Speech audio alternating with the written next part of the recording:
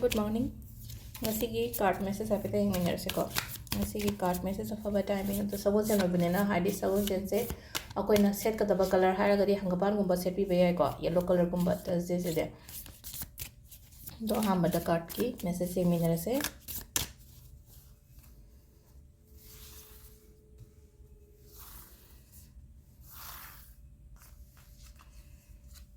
one, two, three.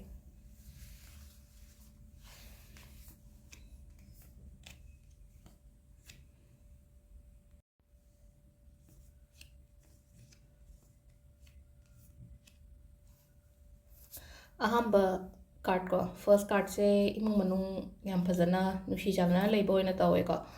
adi ngasi gi oina sum yenga amena ngasi gi energy sigi matu ina yepana imong manung yam nusina na leiba shanti leina leiba adumaina oi adai thabak tobu matamda aina tawdoriba thabak to phana lakpagumba adumaina hai tare ko ani subasina haidi hajikse decision loba ngamdabado lakti laaga aigi mamang sida haidi potse laktabadi nataba lakti laaga aina aigwanda hai tare ko aigi hanagi sum kenoma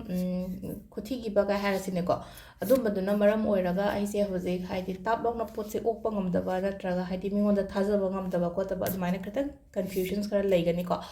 aduduna hai tare ko how ki bagi experience na maram oiraga hojik decide to bangam drese ko haidi mi fatana suloina makhan ganoba haidi hojik laktori potse ko afaba su yarum ba yai ba aduduna haidi phajana decision gumba lobi ba hai tare ko ahum subagi sina kaino hai kansida ko ahum subase conflict kumba katang lei ko ngasi gi oina haragati ko dun manabi ono yarangai adi mina phana hora aga su ko ai tumina le thokpiyo ba aduga tumina le thokpiyo natra khumdaba ngangdaba natra chanjandaba adugi mafamduda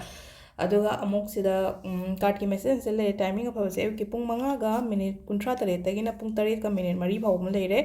adagi 8 ga minute 58 dagina baroga mapan ga minute 58 dagina pung 2 ga minute 2 ga minute kunithoi phawba mapan ga minute 58 dagina ayuki dindalaki pung 2 ga minute kunithoi phawum leire de nungdawaram gina pung 3 ga minute 98 dagina nungdangi pung 9 ga minute kunithoi phawum leire de athengba gina 13 ga minute 16 dagina baroga minute 58 phawum leire ko aduga athengba hingina mu pung 2 ga minute 18 dagina nungalamdagi pung 5 ga minute 13 phawuma sisina akhoi gi timing afaba ko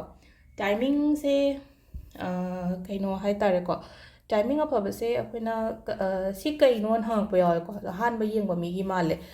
kaino ne numit ki noma gi haidi matam se afaba an habna sida ko akhina important oi bathabak to matam dati haidi numit tha se phajana yengtra numit tha yengba plus timing jatra to ba kai harasne ko lungba gi jatra ga to matam da haidi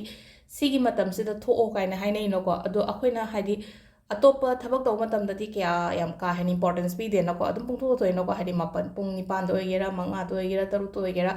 aduda sida sum nomagi piba matam ne ba sise nomagi piba matam se akhina sise apha matam je sina bu wane ba matam do chanaragadi aina chatoriba thabak to matam do hapetang apha baduga chanaragadi aduda chatpiyo habane ko matam se sise kaino on ha pado ko adugi damakta ina anoba ngai gi ona haragadi hana yengki bu ngai di khangani matam apha se kaino habado ko asilere ngasi video se ma'am thank you